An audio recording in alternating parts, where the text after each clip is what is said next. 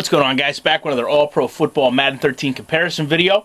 While this plays at speed, please take a moment to hit the like button. Try to get every video up over 100, 150. Subscribe to my channel if you haven't already, and leave a comment if you feel so inclined. There's a lot of differences between Madden and All-Pro Football and a kick return, so what we're going to do is we're just going to go back and look at player positioning.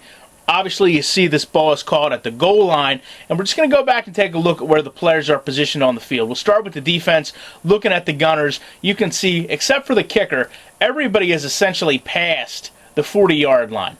Now, when we go and we look at my blockers, one of the problems I have with Madden, I believe, starts with the blockers, because everybody runs downfield, and then in this 5-yard window, from the 25 to the 30-yard line, they all change direction, turn upfield, and try to find somebody to block. And the problem with this is you've got gunners that are running full speed toward them, and Madden, a game that predicates itself on real-time physics, really doesn't have that shine through when you can see number 52 and number 98 engage here. To me, that's a problem. But when we go back, we take a look at my second-level blockers. You know, they basically do the same thing. They run to a point, and then collectively they just dispatch. And I realize part of this may be the fact that EA Sports can't have a wall because that's now illegal in football. It was not when All-Pro Football made their game.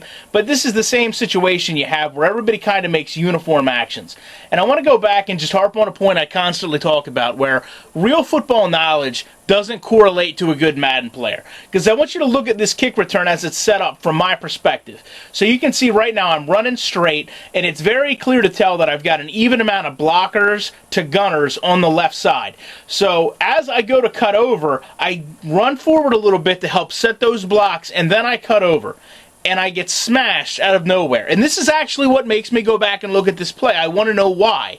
Because the last thing I saw was number 83, Dwayne Allen, running off in that direction, and I knew there was a hat on this side of the field. But this is what happens with Madden. What exactly occurs here? Because that is not fundamental at all. Where does the confusion come in? Where he gets so lost in assessing who to block that he does nothing but stand around there, dance the jig, and spin around. So what I want to do is we're going to go back, we're going to take a look at every one of these guys, and we're going to count missed blocks on a Madden kick return. So we'll start off over on this side of the field. That guy gets a block. We'll go over to the person beside of him. There's 2 missed blocks. Go over to Cavell Connor. I mean, we'll give Madden that. I mean, technically this would be a miss, but we'll give it to the game. We'll be nice today. And then we'll go look at Robert Mathis here that we saw make contact with number 52 before, and we'll scroll over finally to number 30, who gets a block. So now, going back to the second level of guys, number 86, completely misses a block. Go to number 21. He gets a guy. Donnie Avery, nothing. Number 48 gets a block, and obviously, as we talked about before, Dwayne Allen does not get a block either. So we're going to bring up All-Pro Football. We're going to compare these two. All right, back with All-Pro Football. Play this for you at speed, and then we're going to assess the differences between these two games. And I think you're going to see that slight changes in fundamental football make the world of difference between these two games. Now, of course, we're going to go back like we did with Madden, stop when the ball is caught, and then we're going to go back and assess where the gunners are on this return. And you can remember, I'll bring up Madden. You saw everybody there was past the 40-yard line when the ball was caught. And when we come back to All-Pro Football, you can see it's very similar. You know, I've got some guys down there around the 35, back up closer here to the 45. So there's about a 10-yard window here that you didn't really see in Madden. But the important thing is you've got number 29 here, number 27, who by design do not run down with that group. And if you've ever played on special teams and you know how a kick return works, you don't want to run down and execute everything in tandem. And you're going to see why exactly at the end of this play.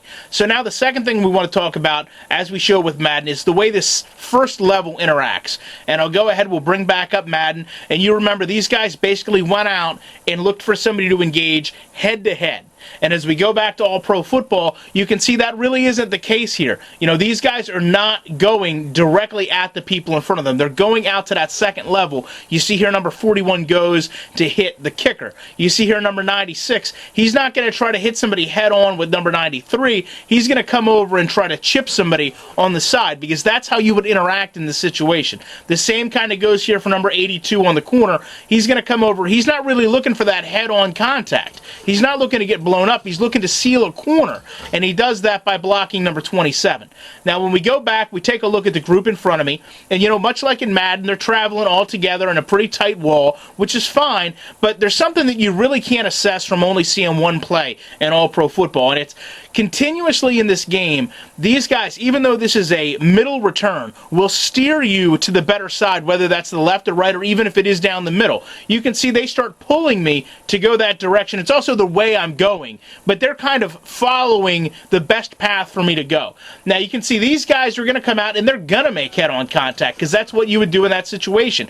And they essentially take out an entire first row of gunners, and I'm able to sneak through here and break to the outside. Now, there's something else I want to bring up here, because you can see here this group of three, one of them sheds a tackle, but they're able to cut through here, not turn into a mess of animations, and continue to pursue me down the field.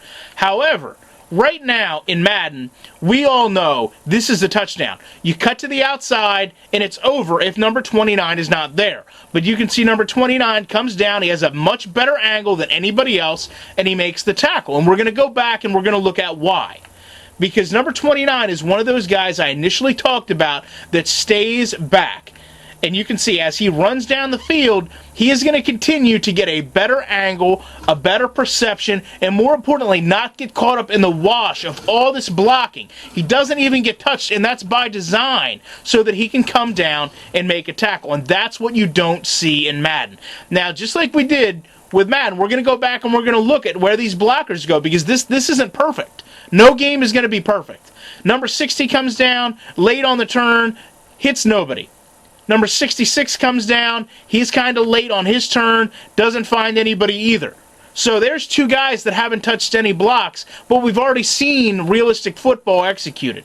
Number 41 we showed before goes down and hits this kicker, and we obviously looked at number 96 before on this chip, and then we looked at number 82 who's over here, who came in and sealed the edge for me. Now, looking at that group in front just to make sure everybody found a block, we'll start with number 86. He comes in and he's going to make contact. We'll go over to number 82. He's going to come in. He's going to make contact. We'll back it up and take a look at number 39. He comes in. He makes contact. Number 26, he's not going to have anybody to block, but he engages with a double team here between number 82 and the guy that he hit. And then finally, we'll close it out with number 86. You remember he's the one that sets the corner that I cut across. So everybody found a man, everybody found a block except for two guys, much like we saw in Madden. But like I said, I think the football fundamentals shown here lead to a much better execution of simulation football. I'll be back in the week with more videos. Thank you guys for watching a very long video on kick returns.